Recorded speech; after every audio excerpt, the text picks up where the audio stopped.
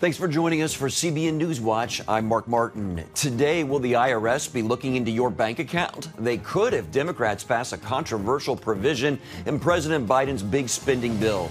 Former Secretary of State Mike Pompeo telling CBN News America is being severely tested around the world now, and he explains what specifically keeps him up at night. Plus, the next cyber attack on America may not be coming from China, but another country. We'll hear from a former Defense Intelligence Agency officer who tells us which country is the biggest threat to our national security. And major backlash for Twitter after it flags an obituary as false news. I do want us to say to these people, you don't have the right to tell me whether my speech is correct or not. We'll hear what happened and how it involved a mandatory COVID vaccine. Those stories and more today on CBN NewsWatch. This is CBN NewsWatch. We begin, though, with the ongoing battle among Democrats over President Biden's huge spending and climate change bill. One very controversial provision would give the IRS financial data for millions of Americans and businesses. Banks would have to report any customer transactions over $600. Supporters say it would crack down on wealthy tax cheats, but critics call it an invasion of privacy. Capitol Hill correspondent Abigail Robertson brings us the story. Republicans are calling this new proposal from the Biden administration bizarre and claim it will flag all kinds of ordinary transactions Americans make all the time. In effect, Democrats want to let the IRS systematically snoop through normal families' checking accounts as though they were all potential financial criminals until proven otherwise. The government already has special authority to demand information on transactions over $10,000, but this would drastically decrease that number. If American families are sending or receiving $600 from their checking account, Democrats want the IRS to snoop through it. Treasury Secretary Janet Yellen argues the proposal has been mischaracterized. The proposal involves no reporting of individual transactions of any individual. Yellen told CBS the goal is to hold billionaires accountable. The big picture is that we have a tax gap that over the next decade is estimated at $7 trillion, namely a shortfall in the amount that IRS is collecting due to a failure of individuals to report the income that they've earned. Iowa Congresswoman Ashley Hinson is leading the charge to block the effort. The government doesn't need to know every time you're going to Costco and stocking up on diapers and groceries, and I think it's just an incredible invasion of big government, and so our bill is designed to fight back against that. If approved, banks would be required to provide the IRS with the total amount of money flowing in and out of flagged accounts each year. Financial institutions maintain that all of this could cause a big increase in their costs, which could eventually be passed along to consumers. Reporting from Virginia, Abigail Robertson, CBN News. In Norway, a Danish man suspected of a bow and arrow attack that killed 5 people and wounded 2 others in a small town is a Muslim convert who had been previously flagged as having been radicalized. The man is suspected of having shot at people in a number of locations Wednesday evening. Several of the victims were in a supermarket. Officials believe the man did not start killing people until police arrived on the scene. 4 women and 1 man between the ages of 50 and 70 were killed. The police attorney said the suspect told them, "I did this," and that he talked calmly and clearly about what he did. A parish priest said nobody could imagine this could happen here in our little town. Now to North Korea, where the communist regime is displaying some of its most advanced military hardware and missile weapon systems in decades to mark the 76th anniversary of the country's ruling Workers' Party. North Korea's president using the occasion to signal that he's building an invincible military to counter America. George Thomas has the details. A former North Korean high-ranking intelligence official says the regime of President Kim Jong-un, desperate to make cash, resorted to drug deals, weapon sales and terror in order to maintain his tight grip on the Hermit Kingdom. Kim Kok-song, breaking his silence for the first time after defecting 7 years ago, telling BBC News that the young 37-year-old dictator is eager to prove himself as a warrior to his people and the world. That warrior-like spirit on display as Kim and his top leaders watched bare-chested North Korean soldiers break through layers of bricks and glass, as others performed various unusual martial arts-like routines, marking the 76th anniversary of the ruling Workers' Party.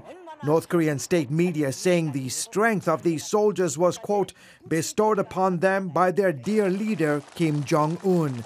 This week, North Korea put on one of its largest displays of military hardware and advanced weapons in decades. His arsenal is becoming more sophisticated. Flanked by rocket launchers, tanks, and intercontinental ballistic missiles, including this new long-range hypersonic missile, Kim Jong-un vowed to build an invincible military to counter America. All of these efforts, trying to accomplish multiple goals with different missile systems. North Korea tested several nuclear-capable weapons in September that could reach targets in South Korea and Japan, including U.S. military bases there. The effort there is to, in a conflict or in a near conflict, to give the United States a pause the United States coming to South Korea or Japan's defense. Meanwhile, North Korea's economy and people continue to suffer. The United Nations warning that children and elderly people now face starvation. This is a regime that does not care about the North Korean people. If they did, they would not waste money and resources on these weapon systems. All this as the regime continues to torture and imprison people of faith. Those charged with Christianity often face summary executions or are forced to live out the rest of their lives inside political prisoner camps. A new report details how North Korea's secret police are often rewarded when they arrest Christians. One victim, who was arrested for the possession of a Bible, was detained in solitary confinement, starved, and beaten with a metal rod used for cleaning rifles. According to Open Doors, North Korea is the most dangerous place in the world to be a Christian. Some 75,000 North Korean Christians are reportedly languishing in prison camps across the country. George Thomas, CBN News. America is being severely tested on the world stage, especially since President Biden's disastrous debacle in Afghanistan. That's the clear message from former Secretary of State Mike Pompeo. But what keeps him awake at night? He shared his concerns and more in this exclusive interview with CBN News Middle East Bureau Chief Chris Mitchell. Nearly 2 months after the U.S. pullout from Afghanistan, Secretary Pompeo told CBN News how the consequences are playing out in Israel and beyond. So I've heard over these past few days while I've been here in Israel, I've heard from many of the Israeli leaders and security establishment. They're very concerned.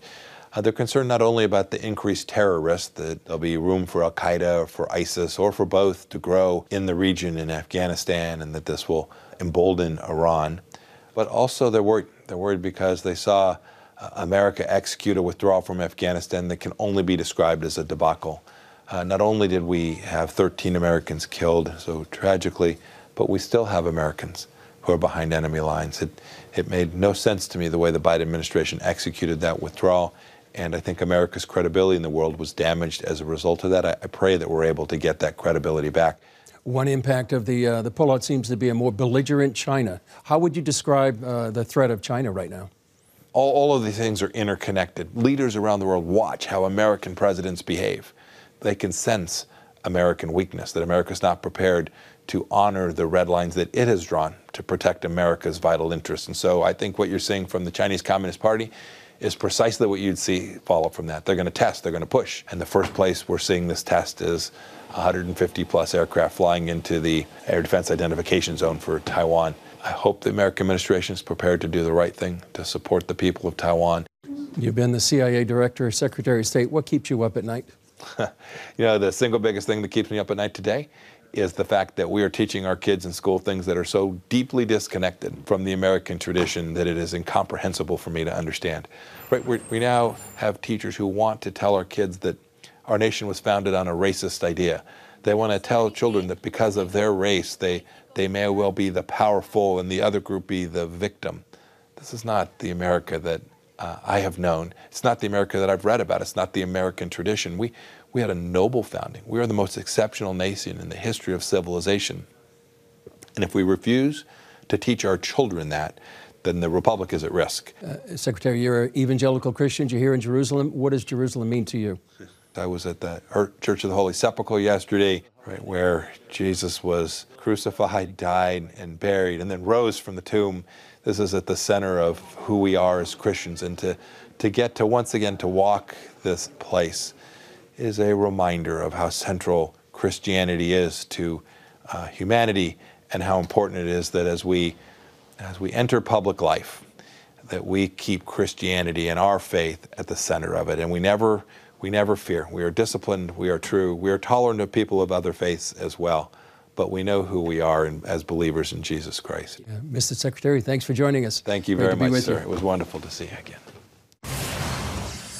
Coming up, protecting America from virtual attacks around the world and where the next one could be coming from.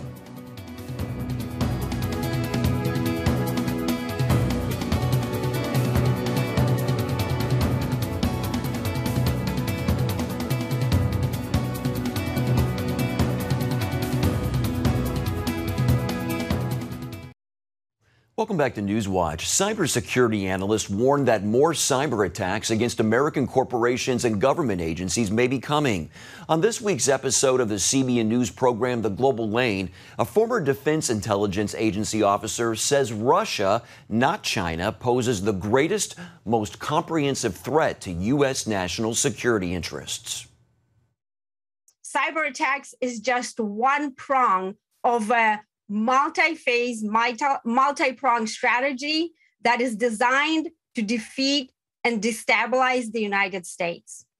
Well, I've been told by a number of cybersecurity analysts that non-government Russian hackers are mostly interested in extorting money from wealthy companies, individuals, like the Colonial Pipeline, the JBS meat producer, those cyber attacks earlier this year. So how does Vladimir Putin use cyber attacks like those to his advantage? Well, first and foremost, we must remember that it's a classic Russian intelligence tradecraft to use third parties to perform operations that advance the goals of the Russian government. What do they want to do here, Rebecca? Do they want to shut down our power grid or nuclear secrets or what? What are they after specifically? Sure. Well, cyber is actually a weapon, and it is a weapon based on Russian doctrine, and they have designated cyber as a battlefield akin to air, sea, and ground, right? So, and this tool is pretty flexible the way that they designed it. If we are not in the wartime period, the shooting wars Joe Biden has referred to, then attacks, devastating attacks on our critical infrastructure are not likely, meaning they're not bringing the power grid down. They only intend to, A, exfiltrate information to, quote unquote, prepare the battle space, and also to destabilize the society. Because when our companies are attacked and they pay ransom, and these attacks cause shortages, whether it's in our meat and burger supply or in our gasoline, that weakens our society and undermines it. So, but during wartime, you'd better believe it, the Russians have a doctrine that cyber is able to hit in one spot that will be very, very precisely targeted, that the entire system will collapse. At least that's what they expect. And you'd think in the aftermath of the solar winds and Colonial Pipeline and the JBS attacks that a massive effort would be underway to better protect corporate and government servers, but I suspect that hasn't happened. Why not, Rebecca? That's actually a puzzle to me as well. I am completely stunned that the Russians have been hacking our networks for more than 20 years. The first covert cyber operation by the Russians was codenamed by our cybersecurity researchers the Moonlight Maze. It took place in the 90s, where they exfiltrated massive amounts of data out of government, military networks, all the way to weapons labs. And so for years, we've been talking about, everybody's talking about, both administrations, actually, Republican and Democrats. You know, Dan Coats, the former director of national intelligence under President Trump, kept saying how the lights are blinking red, referring to the Russian threat, including cyber attacks, but nothing has been done. And it's puzzling. My assessment is that, A, it's costly, right? And the companies want to save money. But actually, they must do that because in the long run, they're going to lose a lot more money. And as far as the government is concerned, the government is simply incompetent in implementing very effective strategies. Look, they allowed Kaspersky Software, which is run by the former quote-unquote KGB officer, the quote-unquote antivirus software run on government networks. I mean, how more incompetent does it get? Okay, well, we're looking for competence from our government now and from corporations, and let's pray that they do something before it's too late. Rebecca Koffler, former DIA officer, intelligence expert, author of the book, Putin's Playbook, Russia's Secret Plan to Defeat America. Thank you, Rebecca, for sharing those insights with us. Thank you. My prayers as well. Still ahead, Twitter flags a post about a woman's obituary, and the social media company's move is getting lots of pushback. We'll explain after this.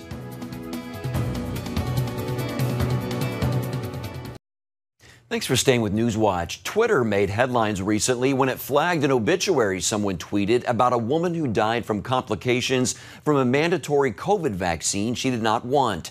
Dr. Ted Baer with Movie Guide also keeps up with social media issues today, and he talked with our Ephraim Graham about the story.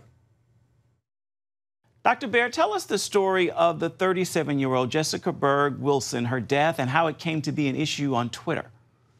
Well, they published an obituary, and the obituary said that she took the vaccine and she got complications and died. Now, I know one of my best friends, Dr. Judith Reisman, who was the one who exposed Kinsey, had the same thing. So I'm sure a lot of people out there that are watching know somebody who had that. Now, I've had the vaccine. My wife has had the vaccine because she's been in chemo for many years, 26 years. So I'm not anti-vaccine. I do think that we shouldn't be required to have the vaccine. But, this is a serious issue because Twitter said that this obituary was false news, was misleading, was not true. And who were they to decide this? This was actually the case. And so there's a lot of issues here. One, the issue, why is Twitter trying to say whether what you're saying or I'm saying is true or false? Because I don't think they can do that. And number two, is look at the Fourth Amendment and the Fifth Amendment, and even you could put the third in there too. They don't have the right, the government, to tell us that they're going to make our bodies, take the vaccine or whatever. We know that we've been watching this all play out, and Americans are divided when it comes to the vaccine. It's become a cultural and political issue. But are the concerns that are represented here in this argument representative of what people who don't want to take the vaccine are trying to communicate? I'm not sure that that's the concerns. They are, listen, we can go into great detail about the amount of testing and whether it's a vaccine and all the positive news, all the negative news. The question is a little bit more, detailed than that. I mean, the sin of Job, to put it in biblical context, was when you get to chapter 42, the sin of Job was not that he denied God. He never denied God, but he was presumptuous. He thought that he could make decisions about things he knew nothing about. And that's what Twitter's doing. It's a presumptuous sin. And of course, the Bible says, deliver us from presumptuous sins. But it also affects our rights as human beings. You, as you mentioned, have a law background as well as your son. What would you encourage people to do if they're facing a mandate and they don't want to get the vaccine? Well, that's a very tough question because I know a lot of studio heads, and a lot of studio heads do not believe in the vaccine, but they're now requiring the vaccine. And the interesting thing is a lot of their people who are African American are resigning because they have the strongest complaints about the vaccine for some reason or another. I do not know why. I think someday, we've got to get people who are in the ALJ or any of the legal associations to say this is an infringement of our rights. I don't know. I know a couple of those lawyers who still do that.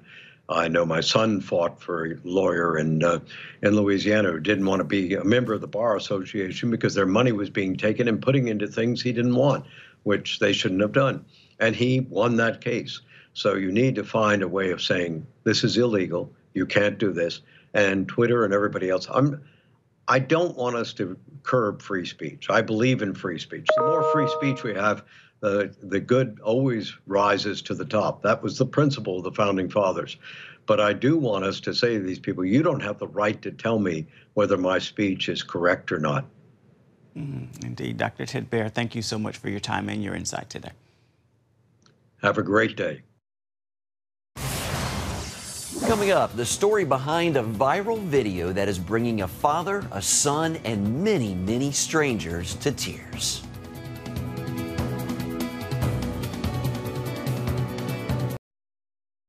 A viral video is bringing people all over the world to tears in a good way. It's of a father named Joao holding his son David and helping him hold his newborn sister Giovanna. They both become overwhelmed by the miracle birth. Joao says he became infertile after he and his wife Caroline had their son, and they prayed for a miracle. He posted on Instagram, quote, "Giovanna's birth is not only a blessing for our family, but also for all those who dream of one day living the miracle that only Jesus can do. We prayed every day for a miracle. I was a father again without any artificial procedures. Glory to God. All this emotion is for the miracle performed. My wife is very well and happy." Wow, that's powerful. That's a great way to end the show. And that's going to do it for this edition of CBN NewsWatch. Remember, you can find more of our news programs on the CBN News Channel anytime or online with cbnnews.com. Also, tell us what you think about the stories you've seen by emailing newswatch@cbn.com or talk to us on Facebook, Twitter, and Instagram. Hope you'll join us next time. Have a great day.